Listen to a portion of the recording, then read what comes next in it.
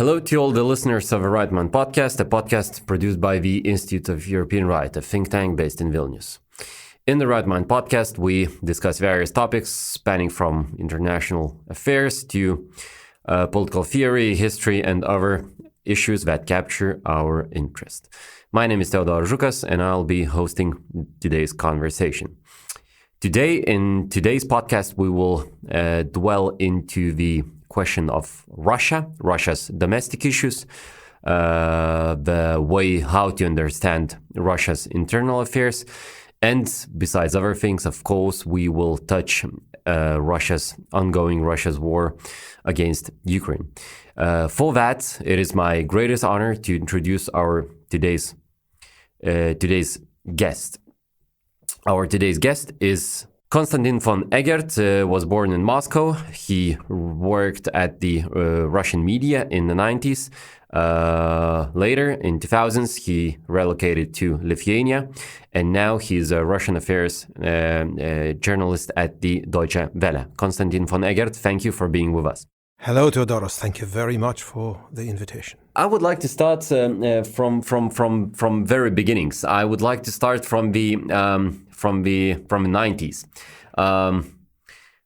Today, when we talk about what is happening in Russia, we quite often talk retrospectively what happened in Russia in previous 20, 30 years, something like this.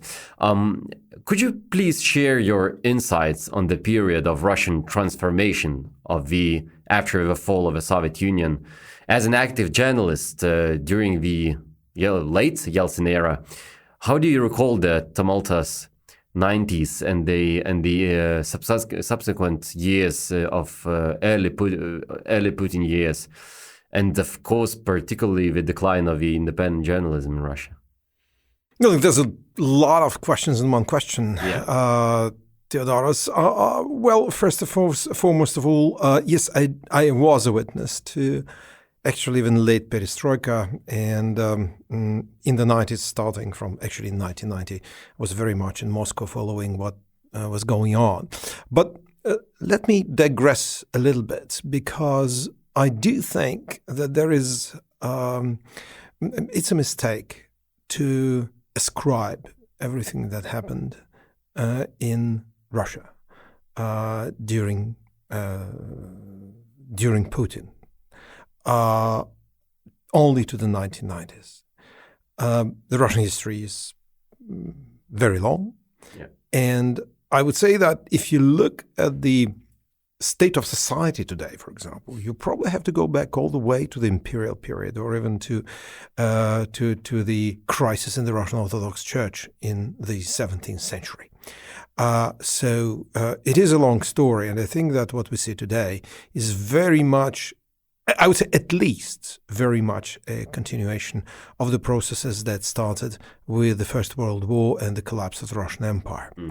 But what I do think we need to stress is that there is a trend now among certain parts of the Russian opposition, of Putin's critics, to find this very convenient slot called the 1990s and say, well, everything stems from the 1990s, from Yeltsin's corruption, from his entourage, from the oligarchs, and basically it is something that is A, anachronistic, and B, ahistorical.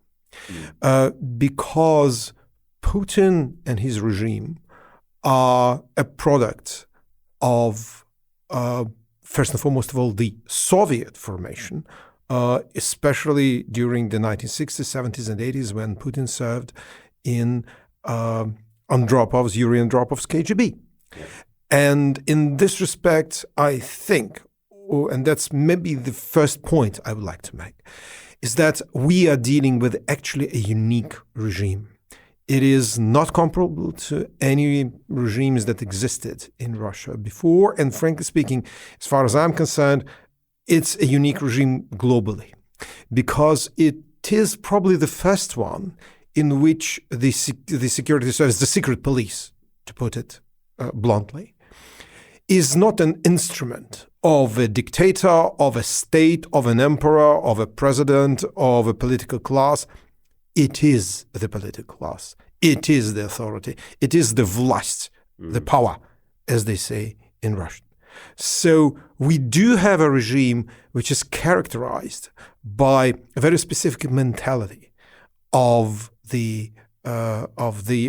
secret policemen, especially the Soviet secret policemen, who grew up at a time when there was a mild re-Stalinization in the minds of the people, and very much, I would say, a re-Stalinization of thinking inside the KGB itself. And Putin, who belongs to what I personally call the last fully Soviet generation, he was born in 1952. He grew up, he became an adult, he grew up basically in his career. He started to move up his career ladder. It all happened under the late Soviet Union.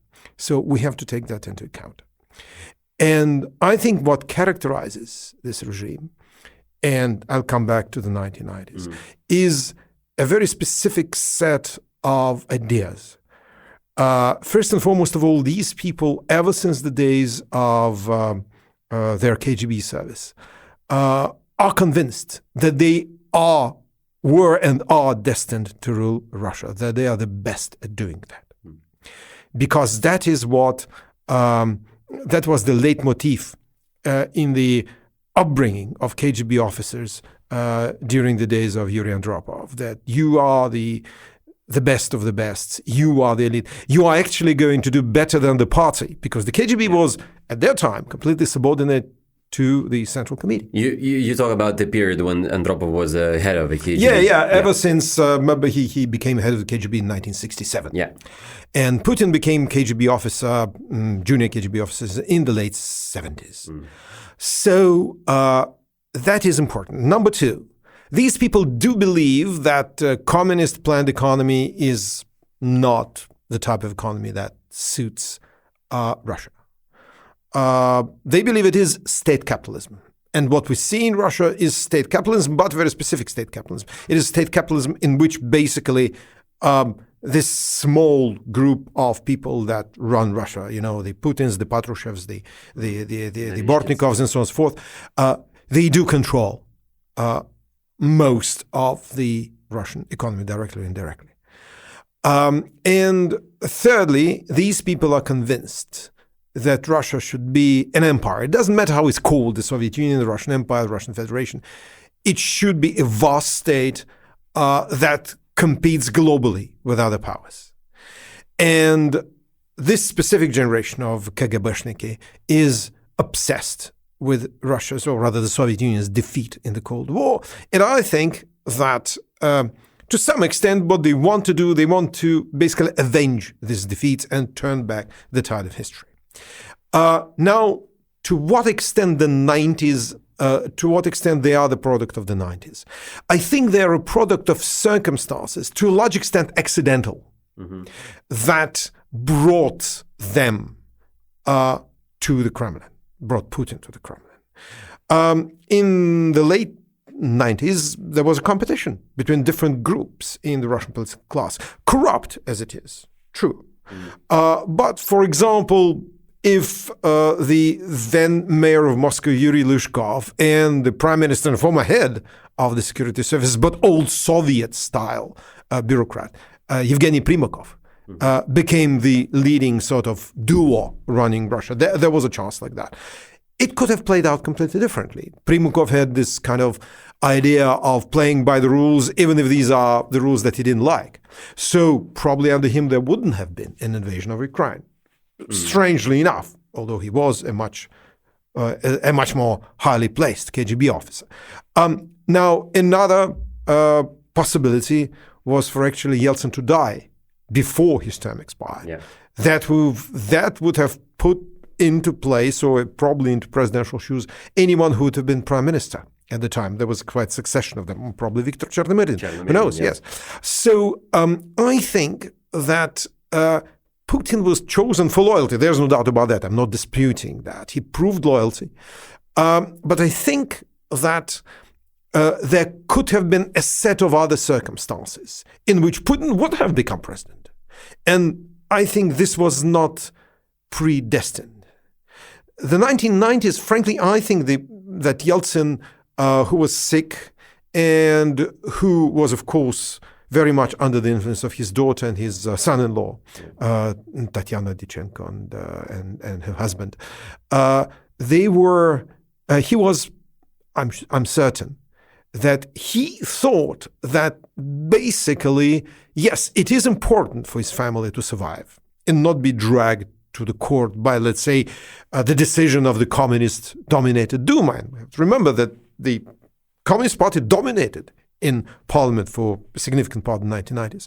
But I think he also thought that his legacy will be preserved. And what I think happened is that Putin, who was part of this team together with Anatoly Chubais and, all these young reformers from St. Petersburg, I think Putin managed to convince Yeltsin that he's going to preserve this legacy. And frankly speaking, I think to some extent he thought that he's going to preserve parts of it.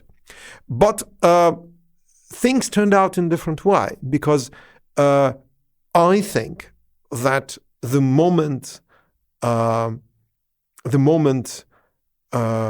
was gone, there was this massive return of the former KGB people into the structures of power. And I think that what we've seen an evolution in the thinking of those who run Russia. It became a thinking of a mid-level Soviet secret policeman of the 1970s and 80s. Mm-hmm. And this has something that is quite scary, especially for the West, because it's a clan mentality. It is a mentality in which everything is pretty close, very opaque. These people only trust their own. These people can't be caught in contradiction, because when you tell them, how can you say that you aspire to a great Russian empire, that you want to push back the West, and at the same time you have bank accounts in Switzerland and your children go to Oxford? They have no contradiction. They say, well, we are the best. That's what Andropov taught them. As Dzerzhinsky, the founder of VCK, once said, you are the knights, the sword-carrying knights of the revolution. So they think of themselves like the Knights Templar of Russia. They are the select few. And that means that they are permitted everything, including all the riches in the world. That is their, if you wish, their salary, the wages of their responsibility for the greatness of Russia. So, in a sense, I think that what happened is that Putin, being deeply uncultured, not uneducated, but uncultured, a product of a certain time, and I would say class and social circumstances, really, really, really very quickly was drunk on power. Mm-hmm. And round about 2003 or 4, several things happened. First, he completely eliminated the power of the so-called oligarchs by jailing Mikhail Khodorkovsky for 10 years. That was, I think, planned from the beginning, because that was the idea of grabbing all the assets. Mm-hmm. But then 2 things which are less appreciated happened. One is the US invasion of Iraq. Which to Putin looked like a testimony of American weakness. And secondly, someone, we don't know who, brought him a book by a Russian emigre philosopher by that time, long dead, whose name is Ivano Iljino. Mm-hmm. He is, many people think, and I actually agree, he would have, if Russia had a Mussolini rather than the Bolsheviks, he would have been the main ideological guru of the Russian fascist regime. For example, if General Kornilov wasn't killed in 1918, probably he would have been something like the Franco or Mussolini of Russia. And I think that Iljino would have been this sort of ideological eminence grise, power behind the throne. And Iljin has this interesting, not so interesting, but appealing idea. Russia has to earn its future. Russia can only be an authoritarian state run by an absolute monarch who is orthodox. It is an orthodox power, a successor to Byzantium. But in the absence of Russian people getting their absolution from God for the crimes under the Bolsheviks, the evolution should lead to at least a regent, some caretaker leader, who will lead Russia to this great and shining future. When Russia will earn being an Orthodox monarchy again. And I think that someone brought Putin one of Iljin's books. And Putin was convinced, and convinced by his entourage, because what we deal with in Russia is a type of medieval court. He was convinced by these people and by himself. He is the one. He is the one about whom Iljin wrote this, his thesis. That's not unusual. His generation of KGB officers, his generation of Soviet people, believes in all sorts of decisive ideas and secret plots that decide the history of humankind. And this is very pronounced among the KGB officers, generally, the FSB, whatever they're called today. This clannishness, this lack of trust that is their modus operandi, is such that in the end they do believe all sorts of things about, like the Rothschilds running the world and things like that, the Trilateral Commission, the world is being manipulated by Masonic institutions and in the DuPont Circle in Washington and things like that. So this idea of Iljin as this idea of a Russian savior very much fits their idea of Russia being run in an authoritarian way, at the same time giving Putin the excuse, but I'm just a caretaker. I'm not proclaiming myself a czar or something like that. And if you look at the quotes from Iljin in Putin's speeches, I measured from 2004 until today, Iljin was mentioned 19 times in major Putin speeches. And he is the most frequently cited Russian in his speeches. That tells you something. His speechwriters know what he likes. If you look at the major Russian libraries, like Russian State Library or the Library of the Moscow State University, they have separate subsites dedicated to the works of Ivano Iljino. So why I'm telling that, why I'm stopping this discussion in a way, so why am I sort of dedicating so much time to this? Because we're dealing with a regime which is ideological, which basically, of course, has nothing to do with whatever Yeltsin wanted to happen after he left. And it is a regime that is not just a kleptocratic regime that wants to maintain its assets. If Putin wanted to be just a multi-billionaire, he would have agreed on a lot of things with the West. Yeah. And there wouldn't have been a problem. Look, I worked in the corporate sector. There wouldn't have been a problem for ExxonMobil or BP or Rheinmetall or Audi to work in Russia under any regime, unless there's a gulag there, which Putin doesn't need. No, it is a deeply ideological, revanchist regime, which is run by people with very deep ideological convictions, who also happen to be very rich. So in a sense, when you are dealing with Russia today, you are dealing with, on the one hand, the leadership that completely sort of conflates its own interests with the interests of the Russian state and the Russian society. And on the other hand, you're dealing with a society which is completely passive. And this is a difference from the 1990s. Yeah, I think we'll come back to the society in a couple of minutes. Just to emphasize what you've been talking about. Basically, you've been talking about criminology, right? About the guide how to understand what is happening in Kremlin. In a sense, I just wanted to ask you, in Western academic institutions as well as in Lithuanian academic institutions, I witnessed that myself.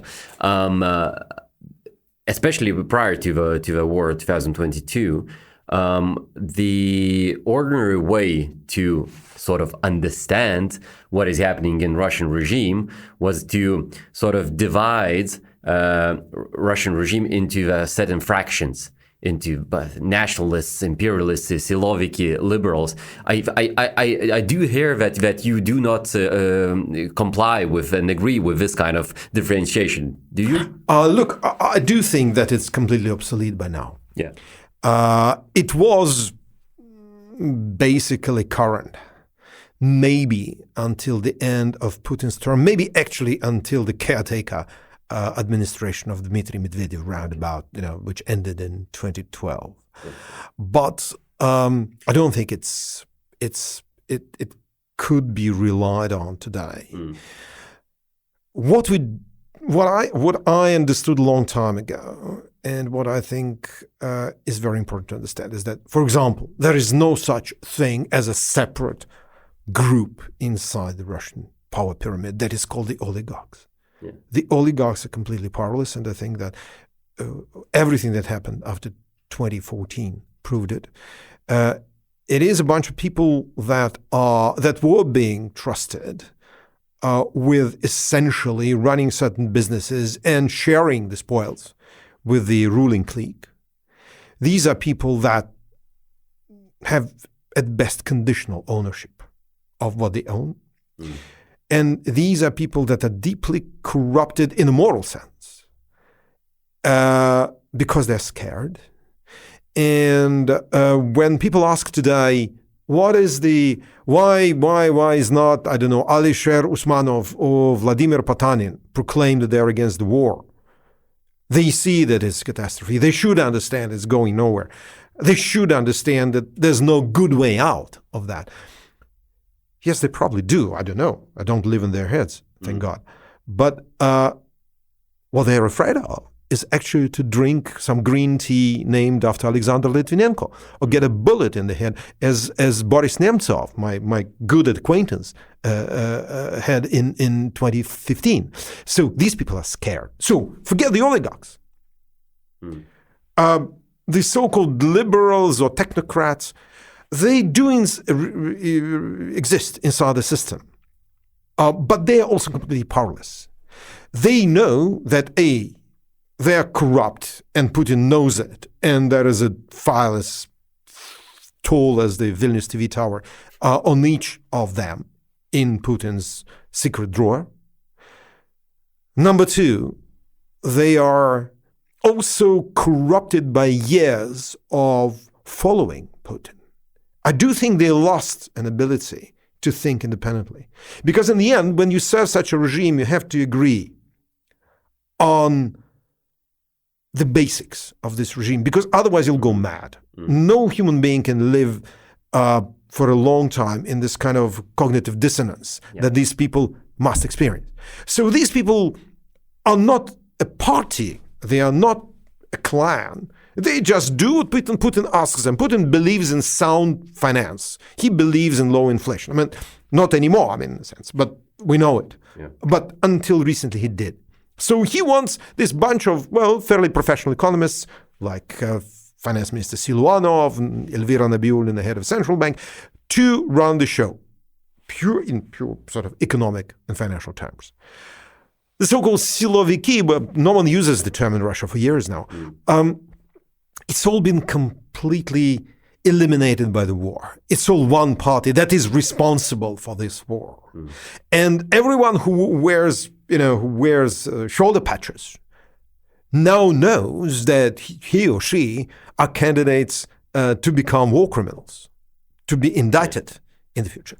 So they all know that they're in one boat. So no, there may be potentially a split inside this not monolithic, but diverse group of people who are now united by common fear, common corruption and common understanding that there is no way to go.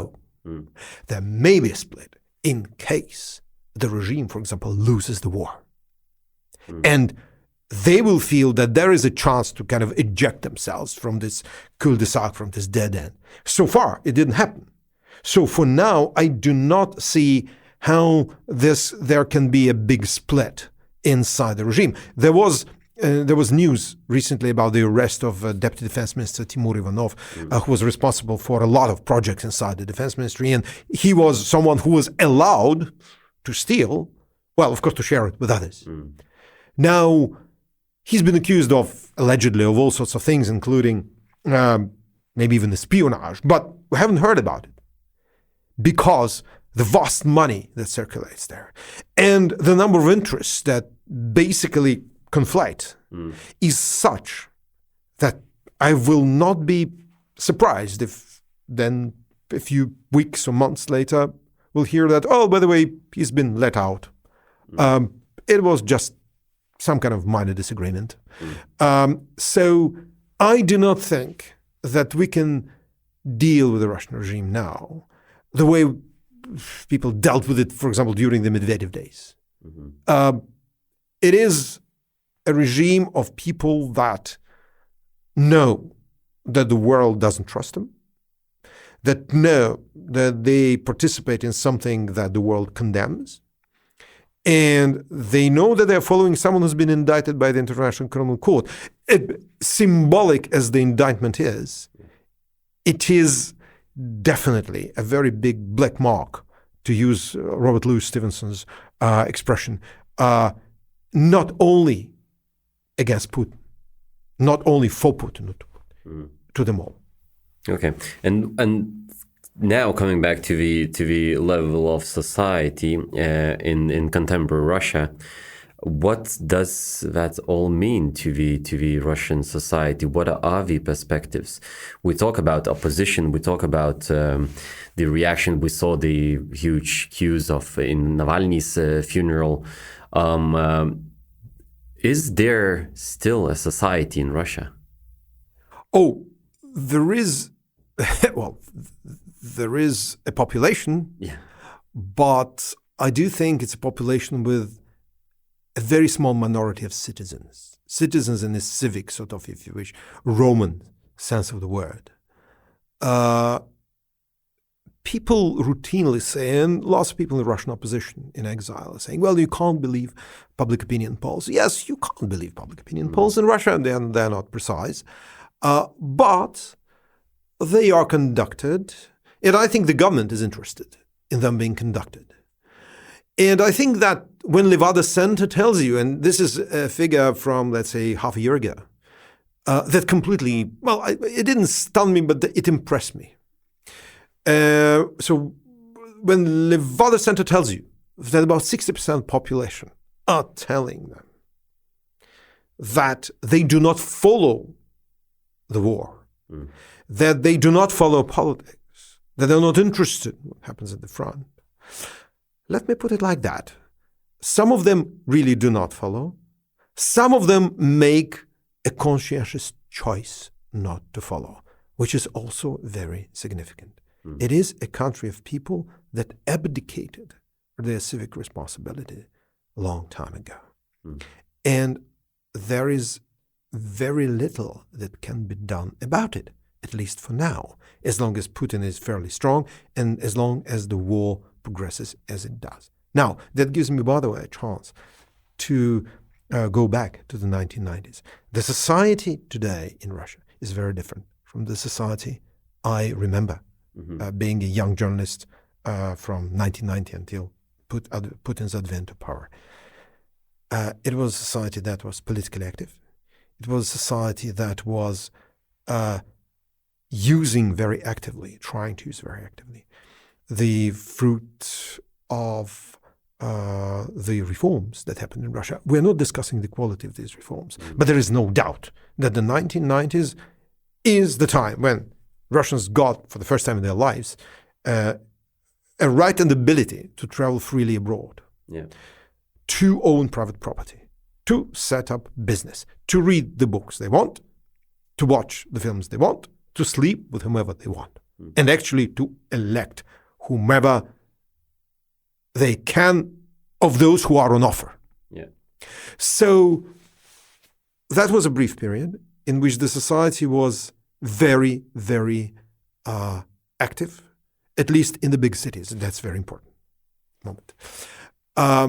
And the society I see today is vastly different from the society I witnessed in the 1990s. And this is a society that is essentially dormant. This is a society that, I wouldn't say trusts the authority. I don't think there's huge love for Putin, apart probably from certain segments of the population. But it's worse. Love very frequently turns to hate in proper circumstances. No, this is a society that already decided it can do nothing about anyone who sits in the Kremlin, whether it's Putin, Patrushev, Garry Kasparov, or little green man from the UFOs. And this is actually the most important element of Putin's ability to prosecute this war. It's not the patriotic mobilization. Russian history shows us that patriotic mobilization, not only Russian, by the way, but since we're speaking about Russia, patriotic mobilization is a very dangerous thing for authorities in non-democracies, especially, as it happened in the Russian Empire. Crowds of people went to war in 1914. Crowds of people stormed German shops, German restaurants, and the German embassy in St. Petersburg, standing still right across from the St. Isaac's Cathedral, basically shouting that they're going to crush the Kaiser, crush Germany, that they are going to put the cross on St. Sophia in Constantinople and make the Balkans free from the Turkish yoke and go all the way to Berlin, as the Russians did before. 3 years later, or 4 years later, these same people executed the emperor, went into the bloodiest civil war in the 20th century history. Maybe only the Chinese is worse. And they were running or deserting the front in thousands, if not hundreds of thousands. Now, this is something that is dangerous for the authority.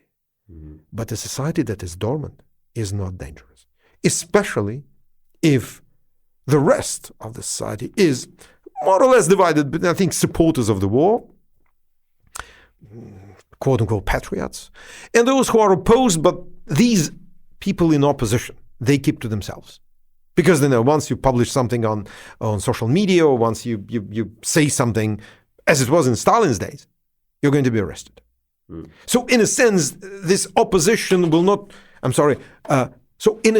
opposition will not show itself until the conditions around it change. And so what we have two-thirds society that pretends, which doesn't want to know. We have supporters, and we have this very quiet bunch of critics. On top of it, Putin still can print money to recruit people to the army. That becomes increasingly difficult, but this increase is gradual and slow. He is still able to coerce people into basically push them to serve. He still has resources to pay his secret police well. He still has resources to share with the elite. So the elite or ruling clique, rather. So they will also have stuff to steal, and they will be satisfied. They will not turn on him. And again, he has the proverbial files, papachki, as they call it in Russian, in his safe deposit box for every single person that ever entered his study. The compromat is a very important element of his rule. So far, we have a society that, for reasons that I personally explained to myself, turned against whatever happened in the 1990s. And we have a regime that still has resources still has resources to keep the society as it is. That's why, by the way, I do not believe that Putin will announce some kind of major mobilization anytime soon. Because mobilization will be very unpopular, and it will, again, kind of blow up, if you wish, this consensus of the indifferent. Yeah. These 60% will have to turn and pay attention. And I think that at the same time, we have a situation that gradually, very, very gradually, becomes uncomfortable for Putin. Why? First, the war is in its third year. Unless Putin produces some spectacular success, it will be increasingly seen as a war for nothing. People forget quickly. They already forgot about Mariupol and other great, quote-unquote, victories that cost Ukrainians blood and treasure. Yeah. But what is the endgame? Prolonged colonial wars never serve whoever started them. Just ask the Portuguese, for example. That's number one. Number two, no matter how much money you pay, the society is gradually, or rather Putin is ridding the society of those who were the first to go and fight. Chronic sadists, adventurers, crazy patriots. Most of them are gone because they wanted to go there. Yeah. Prisons. Yes, of course, prison population is being replenished, but it seems like they have a difficulty recruiting now from prisons, and conditions are different now. They are not giving immediate pardon and things like that. So it seems like the prison population has been really squeezed. Number three, recruiting people from the deep Russian provinces. There is still a reservoir. Officially, the mobilization reserve is 20 or 30 million. Officially. Yeah. Of course, you can't call them all up, because then the economy will stop. So, what they do, they increase the payments. They increase the money that is paid out for signing up. But the reverse is that you now sign up indefinitely. You'll be kept at the front for a long time, as those who went first now know, those who survived it. It was not for 1 year, it was forever. This starts to filter back, even to the poor and to the poor families of provincial Russia, those who are under huge influence of propaganda, never traveled anywhere, they don't know anything about the world, but they understand that Ivan Petrovich went to the front a year and a half ago. They said he's going to be back in 12 months, and he's still there, or maybe he's died. So, on top of it, we seem to have a very firm commitment by the West to essentially repeat the end of the Cold War and pursue an arms race against Putin's Russia. And that, I think, is an extremely important element of all that, because Putin is in no position to compete with collective West on weapons production, ammunition production, all other sorts of technological advances that fuel the modern war. And in these circumstances, his corruption, his choice made many, many years ago to appoint people according to their loyalty and not according to their professionalism. I think over time, these things start to show.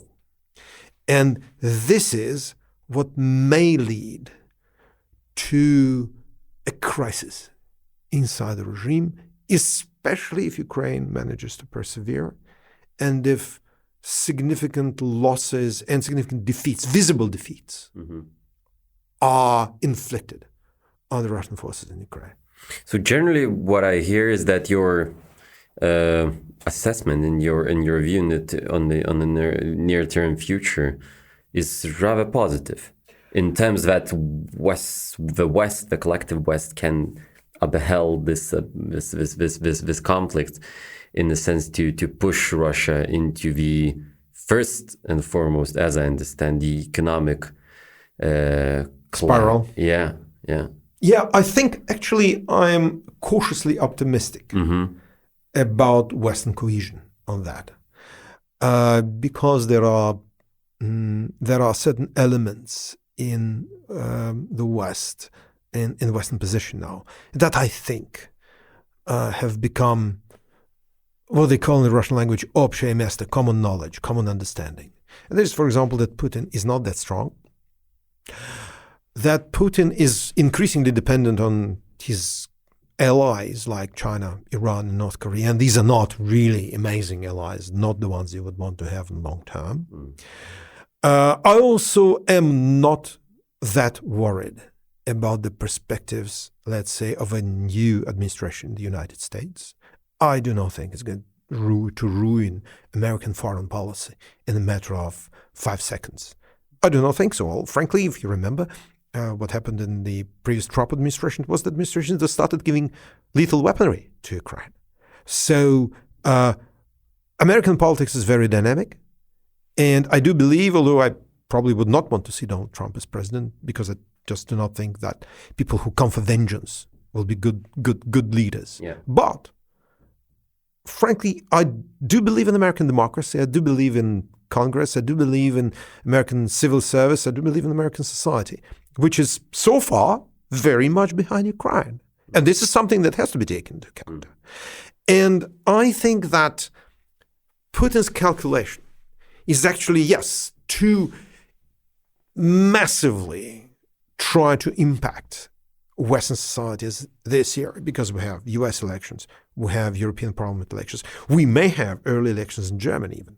Yes, because of the status of a government. Yeah. But again, I mean, like, if you're looking towards a change in Germany, it's going to be only change for the worse in terms of Friedrich Merz is not some kind of, Russia lover. He's a firm transatlanticist and can, by the way, also very much propped up by his Catholic. He bets on AfD, I assume. Yes, I think what will happen, I'm not a specialist in German politics, but I do think that maybe there's going to be a split in AfD, in which more kind of Western party members, Western activists, the MPs and activists from Western Länder, from the 12 lands of former West Germany, will be much more aligned with the transatlanticist views of Merz. And we, I think, have a situation in Europe in which, at least for the coming year or two, there is a possibility of creating a significant, important front against Putin. I think it already exists, frankly. And moreover, this front could be such that no administration in the US will be able not to notice it. And I think in this respect, I don't want to discuss whether what Macron said or what Meloni said, but I think there's a general trend now that leads to the understanding that Russia has to be contained. And I think everyone understands it's not only about containment. It is eventually about defeating Putin. Yeah. But there's still, and that is my last question, there is still, in my view, this prevailing narrative of fear that suggests the fear of Russia's defeat that could unfold into the anarchy, that Russia could ensure into the anarchy. Do you envision the possibility of the Russia descending into the anarchy in case of, military defeat in the current front line of Russia's war against Ukraine? Well, Theodoros, when I traveled to Ukraine, especially last year, I heard a lot from my Ukrainian friends and colleagues, a lot of opinions along the lines of, Russia's going to fall apart. Well, I'm really sorry to disappoint you. It's not going to fall apart. Jellies do not fall apart. Russia's a jelly. In a certain sense, because of what I told you about this society. It is a disintegrated society already. It's not a country that's disintegrated, but a society that is completely indifferent. you have a situation in which, for example, there was this, you have forest fires in Siberia, but in the Urals, no one already cares. There were floods in the Orenburg Oblast. I mean, Orenburg is not a small city. It's like 600,000 people, I think, or 500,000 at least. No one in Nizhny Novgorod gave a damn about it. Such countries, they not fall apart. Mm-hmm.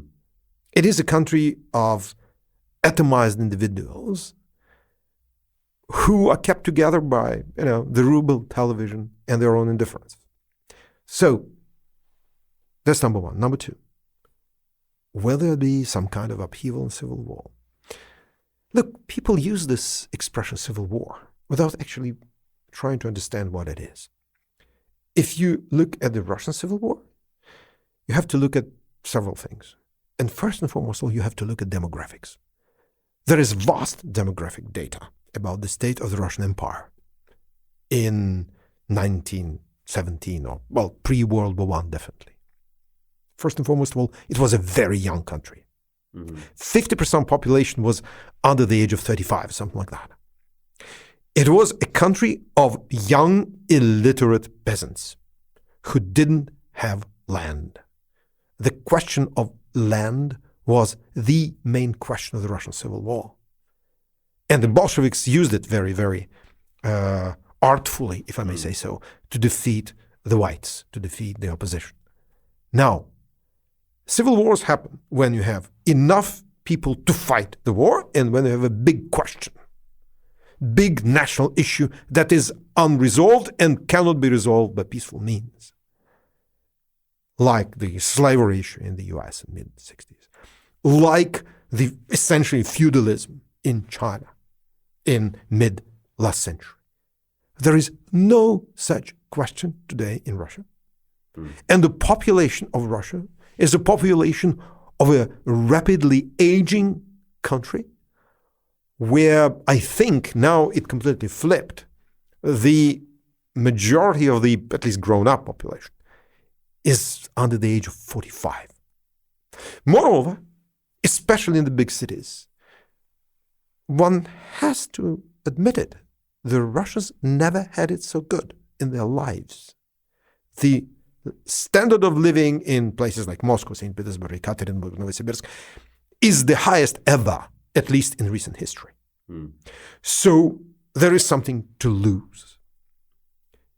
In old countries with few young people and no major overarching national theme, you can have sparks of criminality. You can have local mafia together with some local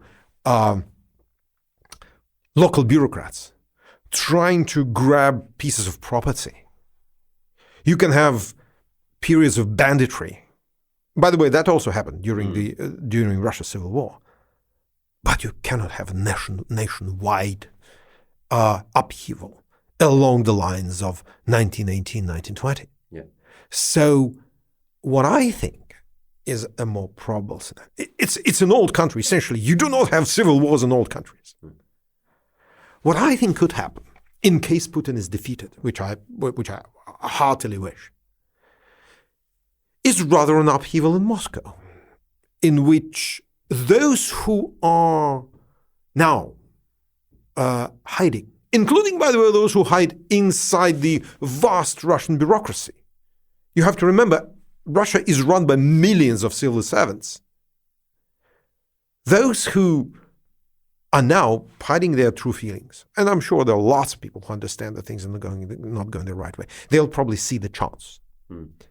My personal understanding is that, of course, Russia is not going to be a democracy anytime soon, probably in my lifetime.